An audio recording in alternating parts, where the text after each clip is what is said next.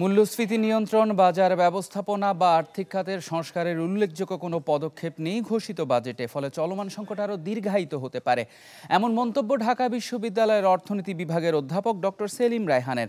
সোমবার সকালে বাজেট নিয়ে সেমিনারের আয়োজন করে অর্থনীতি বিভাগ। বক্তারা বলেন, স্পষ্ট রূপরেখা না থাকায় শিগগিরই লাগাম টানা যাবে না চড়া মূল্যস্ফীতির। আবার চড়া সুদ হারের কারণে বাধাগ্রস্ত হবে বেসরকারি খাতের বিনিয়োগ।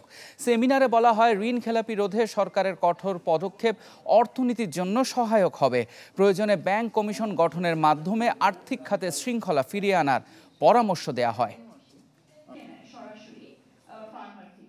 ইনভেস্টমেন্ট টার্গেটটাকে একটু রিয়েলিস্টিক করা, আমি যেটা বলছি যে গ্রোথ, ইনভেস্টমেন্ট, ইনফ্লেশনটাকে ওভাবে একটু রিয়েলিস্টিক টার্গেট ফিক্স করলে বাজেটে কিন্তু কনসিস্টেন্ট আর অনেক কিছু পাওয়া যাবে। ফরেন রিজার্ভের ক্ষেত্রেও যে প্রস্তাবনাটা আছে যে এন্ড অফ দ্য ফিসক্যাল ইয়ার প্রায় $35 বিলিয়ন মতো বাড়বে, সেটাও কিন্তু it's kind of a big concern যে আমরা আগামী 1 বছরে এত ফরেন রিজার্ভ বাড়াতে পারবো কিনা।